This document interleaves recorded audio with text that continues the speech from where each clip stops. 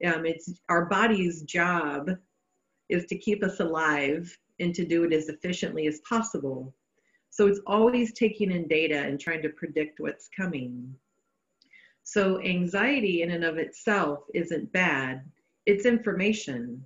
I mean, it's data that our body's taking in from whatever source and letting us know to pay attention. And that, like what we should do or what we shouldn't do, but it's really trying to get our attention. Then there is disordered anxiety, where the anxiety has become more than just information. It is now like ramped up our thoughts, mostly our cognitive process, and it's something that we have a much harder time releasing, because it just spins. And then that spinning that we do when we attach value to it from our thoughts then becomes more connected to the information in our body. And then we reinforce more anxiety and more anxiety and more anxiety. And then that's when it turns into disordered anxiety. And then PTSD is also very much in our body. But what happens with PTSD is it's much harder for us to pull ourselves out of it with coping skills. I mean, it's something that we can do and it's very helpful to do, but PTSD is also in our body. There is a cognitive part in it, like the disordered anxiety, where we are reinforcing negative thoughts, but there's also a deeper part, like a body memory piece that's connected to specific events. And PTSD is, you know, and I don't know if this is something you guys have talked about at all in the past, but PTSD tended to be connected to people that came back from a war. And we know that's not true anymore. And PTSD is a very individual process for people. It's so like when you think about like all the people that were at the Boston Marathon bombing, they did not all develop PTSD. And we would think that that would be the case because it was such a dramatic experience, but it's just not how we work. PTSD is more connected to our personal fear story and how we value a specific instance that we've experienced. So for example, I worked with a family who a dad was driving a car and they had 4 children in the car and the mom was not there. And this is going to make me cry because it's just such a powerful story. And they were driving on a country road and the dad saw an oncoming car and he noticed that it was not staying in its own lane and he was trying to figure out what to do. And he tried to get out of the way. The car hit him head on and their car was flipped and rolled, him and all of his children. And so all of them were flown to different hospitals.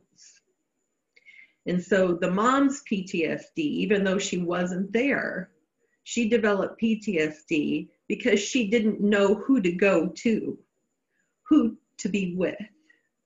And so for her, she was stuck in this, I can't be everywhere at once. And every time someone was gone, she couldn't manage her fear.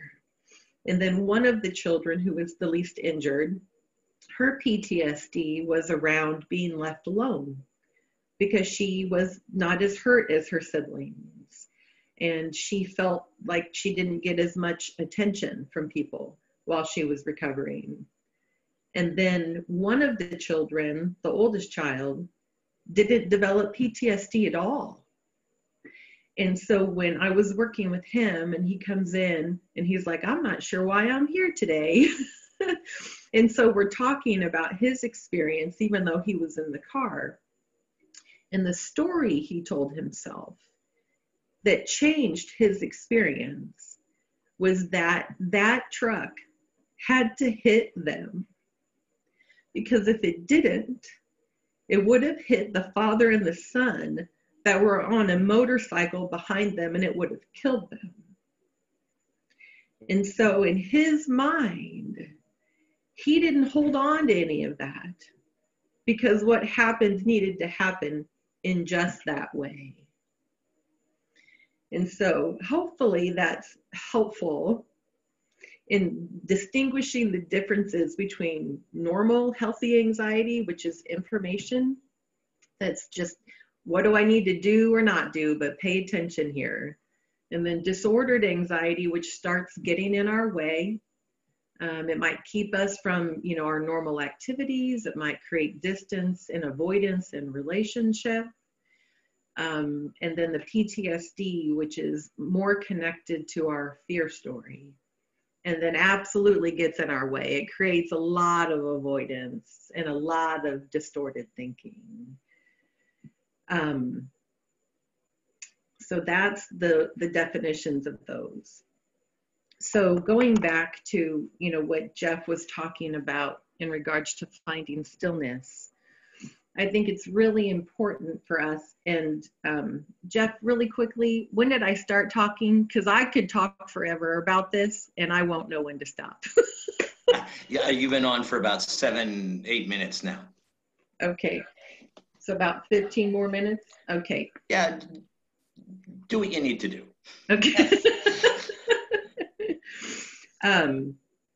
Oh, and also I emailed to Jeff this morning a PDF document that just has a list of resources that you can use to help yourself in regards to finding calm, whether it's grounding or music or breathing exercises, and he's going to email that resource out to all of you.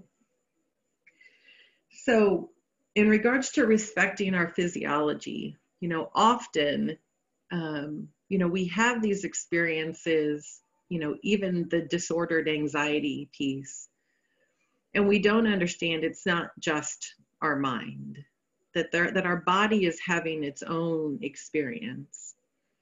And most of us aren't very connected to our body's experience, even if we think we are. Unfortunately, for most of us, we were raised by parents who taught us, unintentionally for the most part, to disconnect from the information our body gives us. So as young children, I believe that we're born mindful. And then we have an experience as a young child, and it's not convenient for our caregivers, whatever our experience is. And then they're like, oh, that's not it. Oh, you don't feel that way. Oh, that's not what it is. Or, oh, whatever. And we have enough of those experiences that we stop trusting our knowing. And again, it doesn't have to be malicious. Just that's what you're experiencing is not what you're experiencing. And so part of what I do through a lot of different methods is try to help people connect with the information that their body's giving them and learning how to give it an accurate value. Because even if we start paying more attention to the information our body's giving us, we don't always value it accurately. Oftentimes we, have a lot of thoughts that we have no evidence for, but we believe them to be very true. And so we're trying to explore what is real, what is their information, the data, the evidence that backs up our thoughts. And often it helps to have somebody who will be curious with us, not someone who's just going to say, oh, you're right, but someone who's really going to be curious. Tell me more about what that's about for you. Could it be this or could it be that? And obviously we would need to be open to having those conversations too. So respecting our physiology, knowing it gives us information. So when I think about what Jeff was asking about the finding stillness piece, what came to mind, around the coronavirus specifically, is that our body doesn't know what's happening. Even if our mind knows what's happening, our body doesn't know what's happening. And so we're trying to, so they're incongruent, and incongruence causes us distress. You know, your body's used to your normal patterns, whatever it was you used to do before the coronavirus came in March. Now, for me, I haven't had much of that because I've continued to work every day. So I get up, I come into the office, I see clients, I go home, I spend time with my kids. So my body is doing what it normally does. And so I haven't had a lot of, you know, distress. My body hasn't gone into a lot of fear because I'm still in my pattern. So there's a lot of people who are completely out of their pattern. And again, their body doesn't know why, why it's so different. Think about when you go on vacation to a place that you've never been before. You know, your body is spending the whole time you're on vacation, an incredible amount of energy is going into just where are you? What are you doing? Is this place safe? Should I eat that food? Is this bed comfortable? What was that noise that I just heard? Where when we get home from vacation and we get in our own bed and we're like, oh, this feels so great. It's not just our bed. Our body's like, oh, I'm in my space again. Like, I know what that noise is. I know where that chair is in my bedroom. I didn't run into the door when I went to the bathroom at night in the dark. Like, there's a part of our body that gets to find ease because it's in its routine. And so much of the coronavirus has taken away that peace that our body had. And now it's adjusting to a new one. And then hopefully sometime that's not too far in the distant future, it will get to go back to what was familiar before. But know that there's a certain amount of energy that your body is expending just in creating all of these new patterns. And not just your body, but your brain too. Neuroplasticity, which is a big piece of what I do, which is helping the brain create new connections. Your body is spending a lot of energy right now creating new connections around all of your new, however each one of your lives has changed because of it. And so respecting our physiology. Okay, so I was looking at some other notes I took when Jeff was talking this morning. So taking a break and coming back into all the crazy, and not just obviously the coronavirus. The process of taking a break and the resources I sent, you know, whether again it's breathing or listening to bilateral music or doing different meditations, it's really necessary. It's not just a good idea, but our body really needs it. Our body can only process so much information. And we are taking in, depending on what we're choosing to do during the day, a tremendous amount of information. Even if we're not watching whatever all day, every day. And so we need to give our body a break. It needs the space to process. When we continue to feed it information, it doesn't know what to do with it. And then it starts dumping. And so taking a break, and what that break is, I don't know, because for each one of you, it's different what you need. Some of that is, sorry, Barb, I just saw your message, so I'll come back to that in just a second. So some of it is paying attention to our own body, noticing, you know, how many of you wear like smart watches? Anybody? A few of you? Yeah. So one of the things that you can do if you are wearing a smartwatch is so like, let's say you pay attention. Let's say you sit down in your chair, whatever, and just sit there for a minute and breathe. And then look at your watch and look at your heart rate. And then get into whatever you're getting into, whether that's, news or social media or whatever. And then pay attention to your heart rate while you're doing that. And just see what your body does. For a lot of people, their heart rate is going to increase. And so if your heart rate starts going up, then maybe you should take a break. Breathe, allow it to calm down. But that's your body giving you data. So those smartwatches can be really nice in monitoring our heart rate. Oh, yeah, and knowing, this is what's so hard, and it's horrible, but it's true.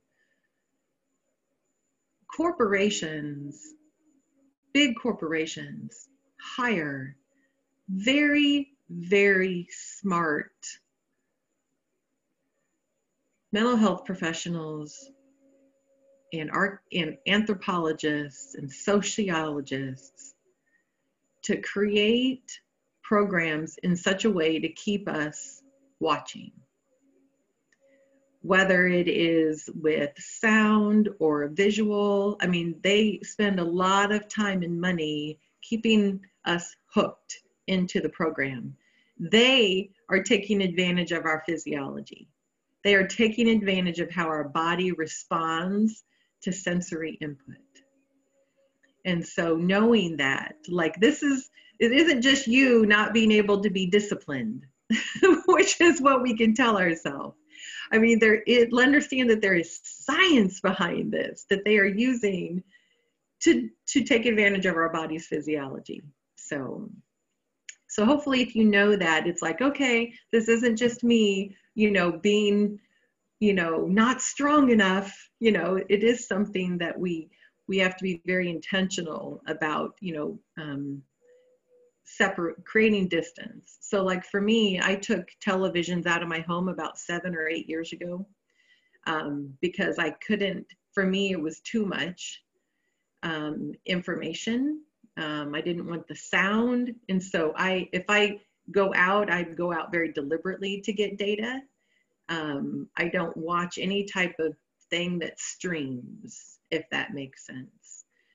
Because I understand that it keeps me distracted, not as present in relationship, not as present with my children. It doesn't allow me time to process like the events that happen in my office during the day.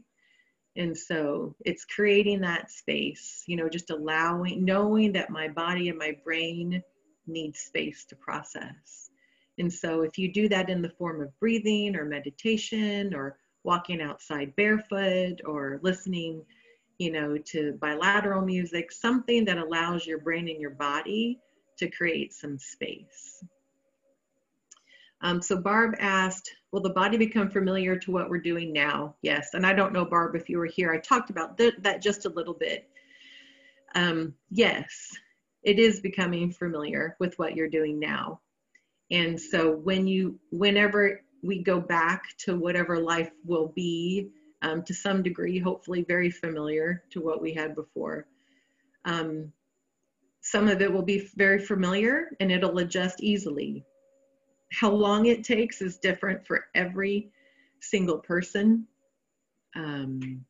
Becoming familiar, what's difficult is from a brain perspective, Barb, often they say a new connection takes 21 days.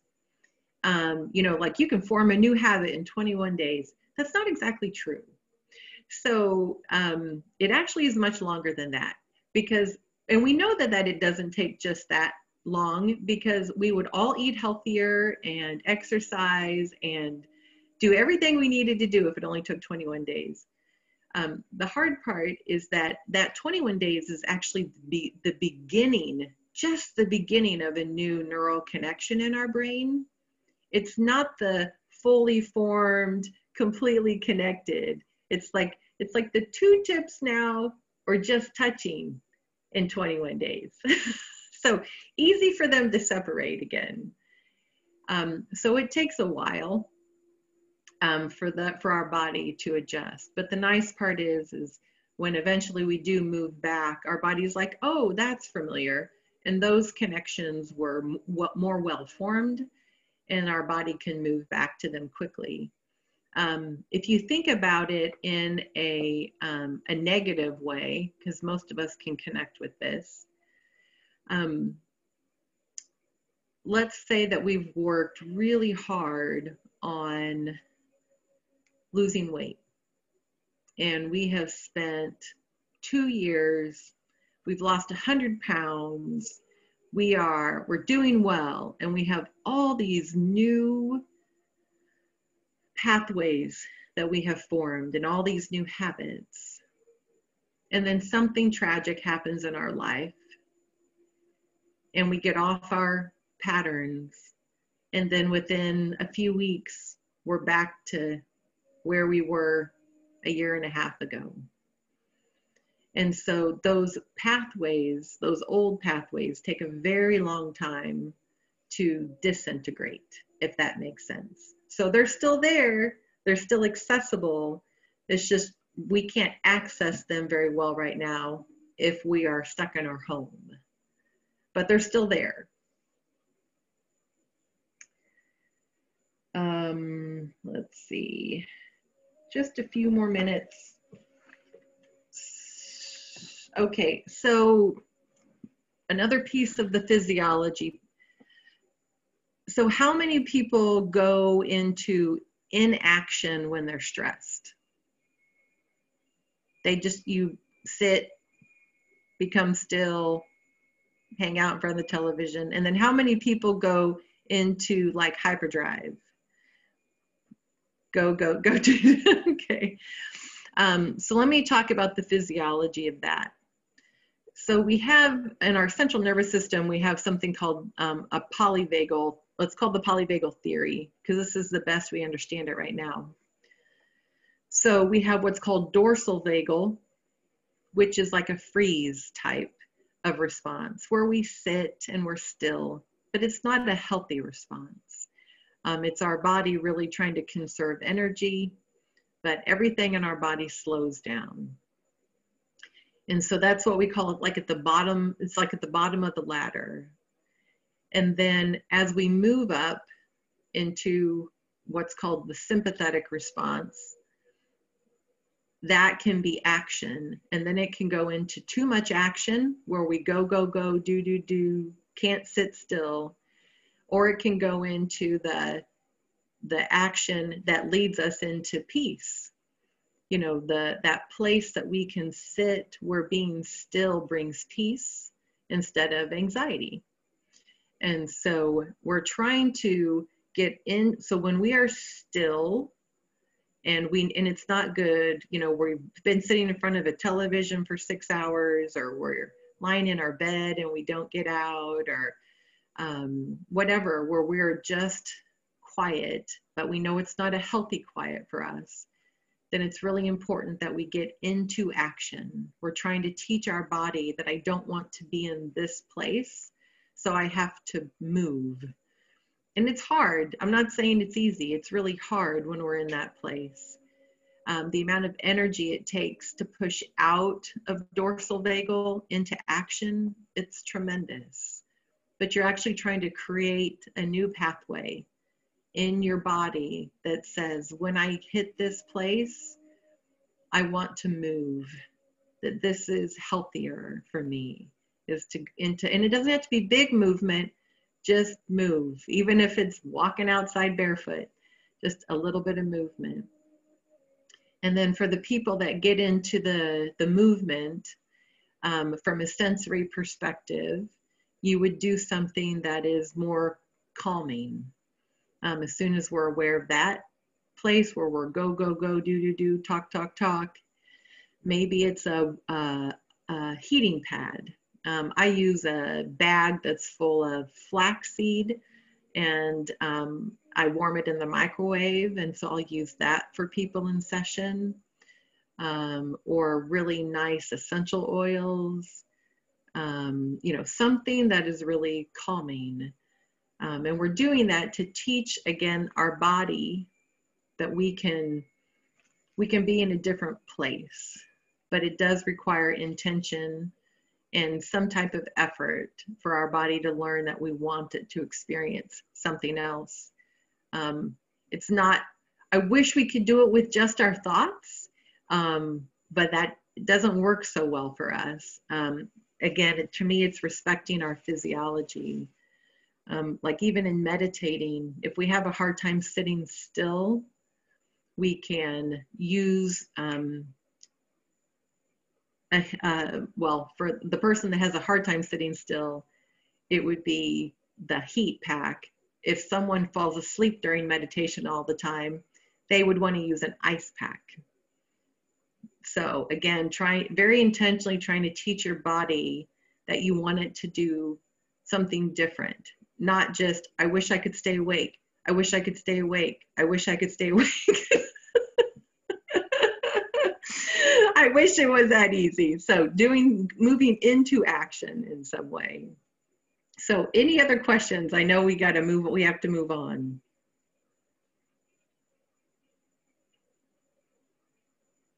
Theresa, I have a question. We were talking just before all of this began this morning about how we were unable to know the days of the week and distinguish them from one to the other. And we said, well, this is the day that we know, this is which day it is. How is our body kind of reclaiming which day it is, I guess?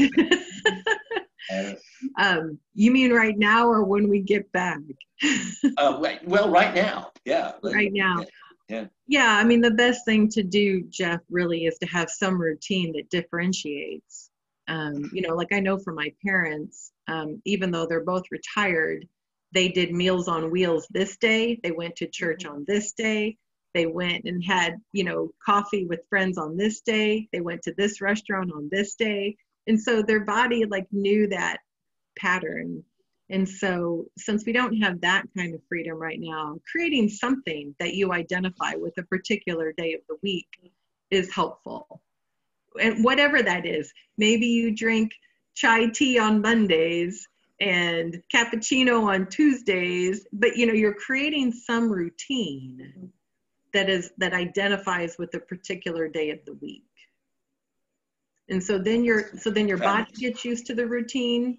Again, it's so different. I mean, it's just so different than how we live, but we can create structure to teach our body, this is what this day is. So, and then it gets into a new routine over time. It's also true, we joke about it, you know, like we say, I thought it was Wednesday. I thought, you know, Barb was trying to take out the garbage on the wrong day, you know, and it was funny, you know, I think that's helpful too. But the routine is great. Yeah, and it is funny. I mean, we have an opportunity to learn a tremendous amount about ourselves right now and how we function if we choose to put our energy there. Fabulous. Thank you. It's really good.